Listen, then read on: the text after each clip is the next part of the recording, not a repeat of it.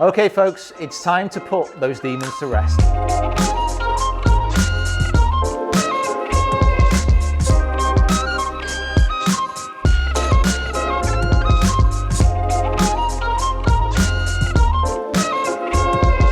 No longer will you stare into the trees which await your drive. No longer will you make the lonely trudge back to the pro shop after emptying a brand new sleeve of Pro V's into a water hazard. No longer will tears stream from your face. Today is the day that you fix your slice. Before we do that, however, if you could hit the like button, that'd be great. Subscribe to the channel if you haven't already. That'd be lovely. And you know what? I think that's a worthwhile trade. Stopping the slice, subscribing, liking. I think so anyway.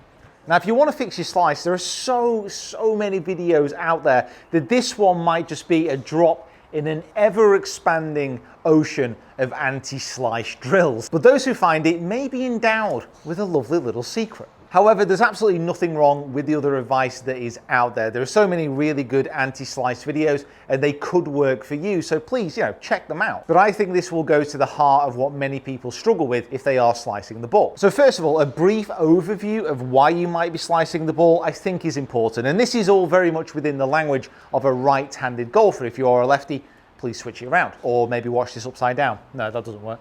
So if you're slicing the ball, the club is going to be open to the target at the point of impact. It's as simple as that. The club is going to be traveling off to the left-hand side, and that club face is going to be open to both the path and both the target. Now that is what you would class as a classic slice. You can also hit a push slice, which means the club travels from the inside to the out of the target line, again with that club face open. That's more going to start right and go further right. A classic slice starts left or straight and then curves big off to the right. Big off to it right. Big off to it right. Hey up. I've managed to stay not northern for ages on these vids, but finally my true self can come out. Now this is going to sound stupid, but this video is not going to deal too much with the club face. Now if you were to come in for a lesson with me, that is the first place that we are going to start. But like I said, there are so many golf videos out there on how to fix your grip if you are struggling with a slice. This isn't going to touch upon it. We are going to presume that you have a good, decent working grip and that club face is not open throughout the golf swing. As mentioned, this is going to more of a root cause, but please check your grip, check your club face first. I've done videos about this in the past and you can kind of find them here. And the reason we're not going to actually touch upon club face as well is that you'll find that even if you have a strong grip or a strong club face throughout the swing, you can still actually hit a slice, because if you do have an over-the-top movement with that club coming in steep and traveling off to the left-hand side, if you close the club face there, the ball's are going to hook massively left or pull massively left. So even then you might actually find a way to open up the club face to try and curve it back to target. Now one issue that many people have starts from setup. So the ball is teed up quite low, not got enough spine tilt, the setup's all to pot. It's a very simple guide. This ball is teed up really high just so you can get a bit more of a visual image of it, but this is a little bit too high. Start with the feet together, pointing straight at the ball. Let that left toe flare out and take the tiniest of steps just off to the left-hand side. Then it's a big step with the right foot, and you want to be adding in some shoulder tilt. Now to do that, if you take the club, put the head on the nose, if that makes sense, let the shaft dangle down in between your legs, and then just tilt to the side until it touches the inside of your thigh. That's going to give you a good approximation of the spine tilt you're going to need. Don't push those hands too far ahead. Try and let them point at the left hip. And that's going to get you that really good platform to try and launch the ball. Oh, that ball is teed really high. Shall we give it a go? Shall we give it a launch?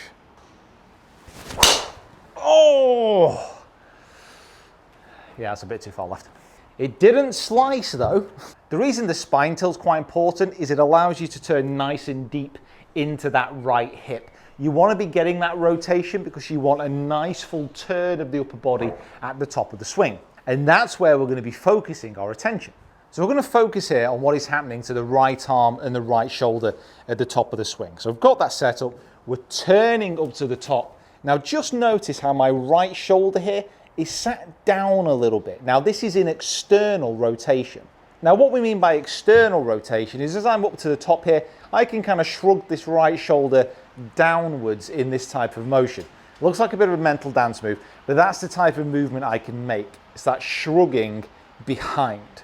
Now, if my right shoulder was in internal rotation, it'd sit really high like this. Now, hopefully you feel I've not lost control of my senses, because what on earth does the right shoulder, the right arm have to do with a slice? Well, I will tell you, prepare yourself for the key.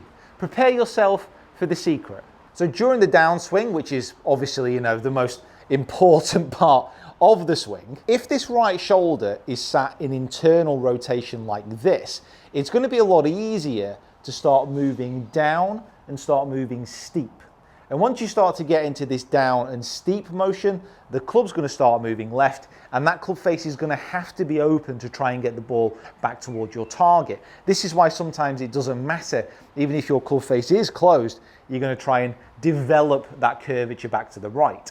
But if this right shoulder, once you turn up to the top of the swing, sits that little bit lower in external rotation, as I start to turn towards the target here, notice how that club automatically starts to shallow. I've not done anything here to actually trick this up. Shoulders in external rotation, I'm going to turn and that club drops.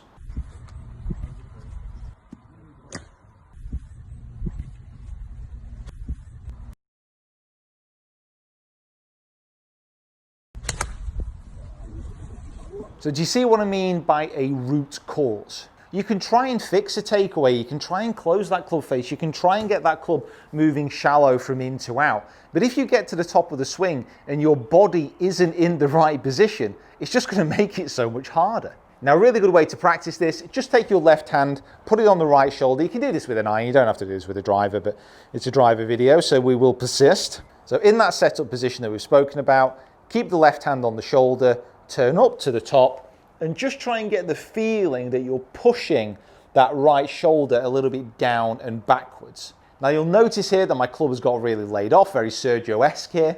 This is something he does very well. And then once you're in this position, just pop your left hand back on the club and get the feeling of what it's like when that shoulder just stays in external rotation, just drops and shallows that club out through the point of impact. Club spin, completely not needed.